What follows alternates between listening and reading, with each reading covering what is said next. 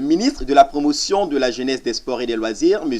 Alain Michel Lobognon, a reçu en audience ce jeudi 20 novembre la coordination des églises protestantes évangéliques de Côte d'Ivoire.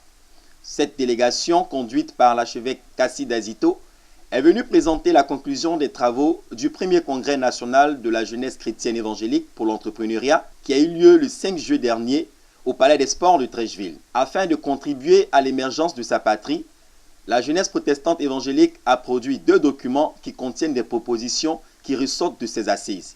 Ces documents ont été remis au ministre de la Promotion de la Jeunesse, des Sports et des Loisirs, qui était le parrain de ce congrès du mois de juillet dernier. Prenant la parole, le révérend Makosso a remercié M. le ministre pour sa disponibilité à soutenir la jeunesse protestante évangélique qui, encore une fois, vient le solliciter pour le parrainage de la journée de prière nationale qu'elle organise le 27 décembre prochain au stade Félix Houphouët-Boigny à l'intention de la paix en Côte d'Ivoire.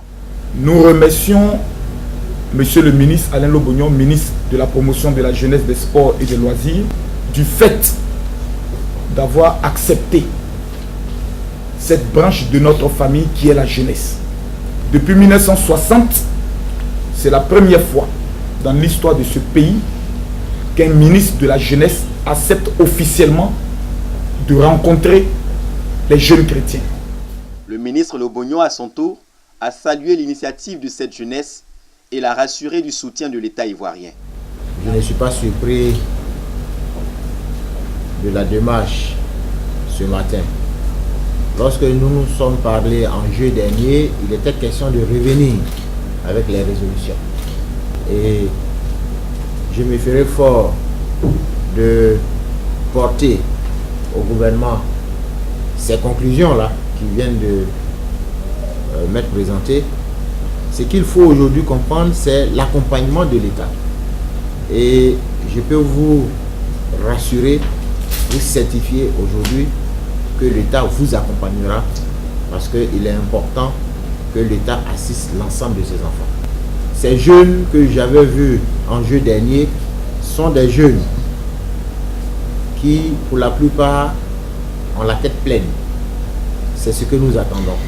Tout à l'heure, en feuilletant le document, j'ai tout de suite compris par la démarche que la jeunesse des églises protestantes et évangéliques de Côte d'Ivoire ne souhaite pas disposer d'argent pour disparaître, mais cette jeunesse souhaite profiter de tous les avantages, souhaite profiter de toutes les opportunités que le gouvernement met en place pour encadrer sa jeunesse en vue de son insertion socio-économique, une insertion socio-économique durable. J'ai vu dedans des projets de formation, en renforcement de capacités. C'est ce qui a manqué à notre pays depuis longtemps.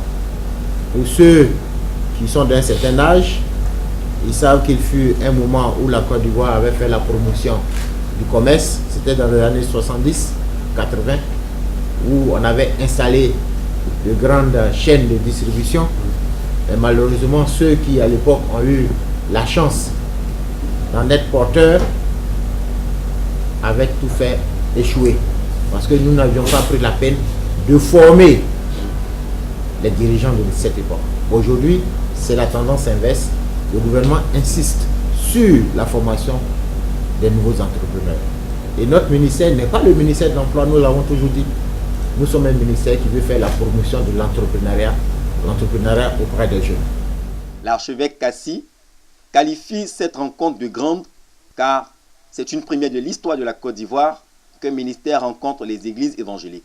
Ce matin, nous sommes, comme vous constatez, nous sommes venus remettre la résolution du congrès qu'il y a eu depuis le 5 juillet au niveau de la jeunesse chrétienne. On est venu donc remettre officiellement la résolution, la conclusion de cette résolution. Et je pense que c'est une grande rencontre. Je dis grand pourquoi? Parce que c'est une première pour nous de voir un ministère qui reçoit l'église, la jeunesse de l'église, avec lequel nous échangeons. Et je crois que la Côte d'Ivoire est vraiment en marche. La Côte d'Ivoire est vraiment en marche parce que pour nous, cela il va trop droit. Et nous voudrions dire merci au gouvernement ivoirien, dire merci au président de la République. On a découvert qu'il fallait que l'église participe activement au développement de la Côte d'Ivoire. C'est cela que nous avons engagé ce projet. Mais ce que nous attendons au ministre aujourd'hui, c'est de nous appuyer.